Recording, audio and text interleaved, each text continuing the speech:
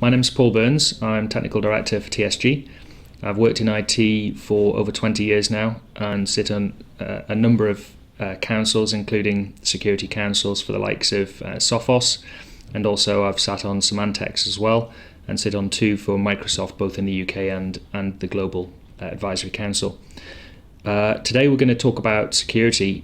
Security is a particular interest of mine. I've been looking at it for many years in terms of going right back to the original malware and viruses that were just simply putting notes up on the screen, right through to today's much more sophisticated cyber attacks. So even with the best technical security measures that are out there designed to protect businesses against cybercrime, sensitive information can still be accidentally or deliberately accessed. The biggest cause of which, of course, is people. Humans remain the weakest link in any security chain. So let's just take a quick whirlwind tour of the current ways that criminals target people. And of course, if at any point you want more information on any of this, then please contact us. We've got security experts who are just a phone call away. But in 2013, over 50% of employees who left or lost their jobs within a business kept hold of corporate data. And what always astonishes me is 40% of those people that took data planning on using it within their next job. And these, of course, are the people that admitted that. I'm sure there'll be a whole load more that wouldn't be prepared to admit that they were going to take data and use it in their next job. And when we think about data loss, of course, more recently we've had TalkTalk being hit by quite a sophisticated attack, it seems, which has stolen a whole load of data. It remains still a bit unclear as to whether that data has been encrypted or not, and whether certain parts of it were encrypted and certain parts weren't, and what the long-term effects of that would be. But what we do know is that TalkTalk's shares were hit severely following the attack. And of course, we have to think about that in our businesses today.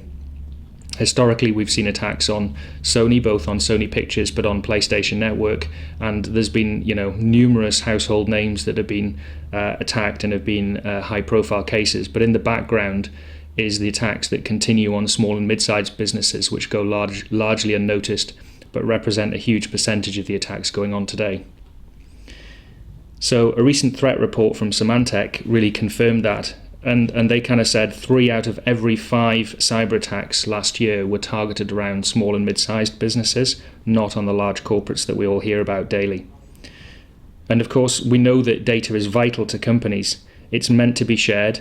And of course, you need it to learn more about your customers. But as we share more, we become more and more open to threats, and the vulnerabilities increase. So by 2016, around 36% of all data is expected to be stored in the cloud. And we're certainly seeing that migration to the cloud from many of the customers that we work with today. We're seeing obviously Office 365 growth there, but also infrastructure as a service, servers in the cloud, and lots of public services that are being used. And of course, the key thing for us is that if data is important and it should be secured, it should be encrypted. And that's probably one of the most important messages. And then secondly, I would say making sure that the access rights are correct, so that we have only people who need access to that data have the correct security permissions to access that data. And these are things often that get forgotten about, and they're quite simple things to address. So then we come on to an interesting area, which is the Internet of Things. A trend that we're seeing growing daily as more objects become smart and are connected to the internet. And this is not something that's going to go away. By 2020, it's estimated that the Internet of Things will reach around 50 billion, and that's everything from your fridge to your car. And it means, of course, that anything connected to these networks are potentially open to attack from malware and also from outside hackers trying to gain access to systems in different ways. So as we close the front door and we put firewalls in place and we put locks and bolts and everything else, we leave the window open, which is the access via the smart TV, which is actually connected to our network, which someone's able to hack quite easily because the security on it is very, very poor. So we need to think about security as we go forward in a more holistic way.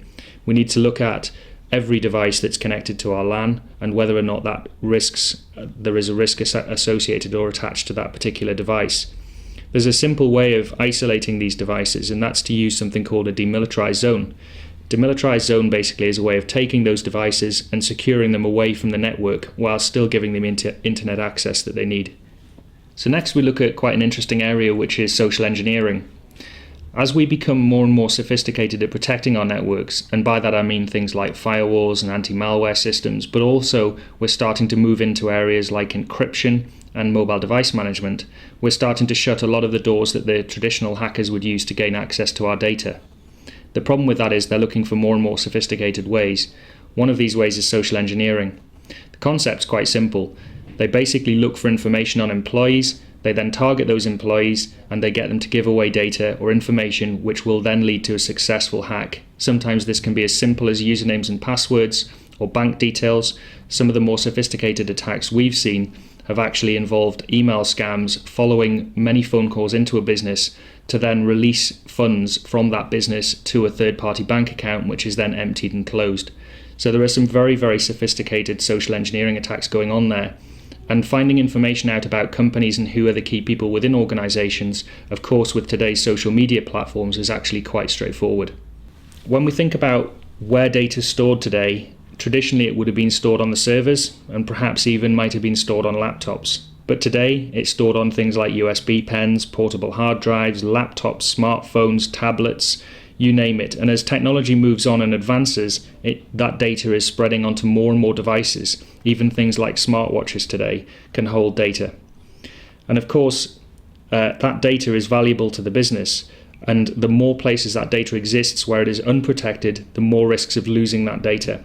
So of course, when we start to look at our businesses and our data, what we've got to consider is who should have access to that data, but more importantly, which devices should they be able to consume that data on? Should they really be able to put it on their personal devices, their personal mobile phones, as well as perhaps their home computers, which are far less protected often than the work devices that they'll be using, and of course far less controllable.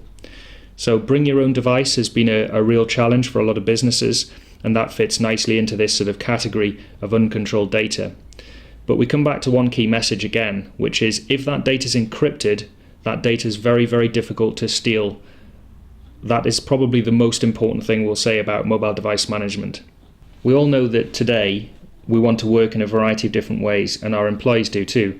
That can be anything from working on a cafe, working on trains, working on planes today now that access is actually being granted on many of the airlines. That means that when we're connecting to the wireless networks that are provided in these locations, we should trust those wireless networks. Of course, the reality is we can't trust those networks. We don't know how good the security is on those devices and how well protected our data is when it's flowing through them. So again, we come back to one simple mantra, which is if you encrypt that data, and it's important, do encrypt it, then we are protected. If we decide not to encrypt the data, we shouldn't be surprised if details that are being passed across that network may be intercepted. That's the reality, unfortunately, of the world we live in today, where it's as easy to set up a wireless access point as booting up your laptop and spoofing the fact that you might be a wireless access point, allowing people to connect to you. We saw that on an experiment that was conducted by James Line of Sophos, where he set up an access point called Free Wi-Fi. Within an hour or so, he had around 70 people connected to it, and he'd managed to get about 20 people to part with their credit card information during that particular experiment. We are very, very trusting when it comes to technology, and we shouldn't be. So IT security comes in two basic forms.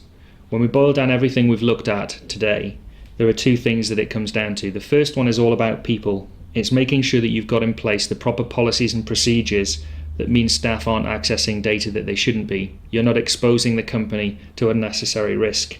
And when there is suspicious activity, it's having policies in place to be able to spot that activity and then to action it.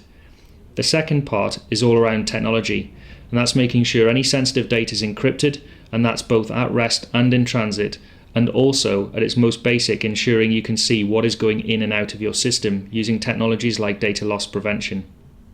So in summary, there are lots of challenges today when it comes to protecting our businesses, and that's why a lot of people today prefer to bury their head in the sand rather than actually get involved in security, understand what the risks are to their particular business, and actually put policies and procedures and technologies in many cases in place to prevent risk. But the risks are increasing. We know that because we're seeing the stats. We're seeing this from the number of high-profile cases that are in the press, but also the stats that people like Symantec put out that we talked about earlier, that 2/3 of these attacks are now focused around small and mid-sized businesses. And as more and more devices are introduced onto our networks, both our wide area networks and our local area networks, we need to be protecting those devices, as badly secured devices just pose another risk in the future.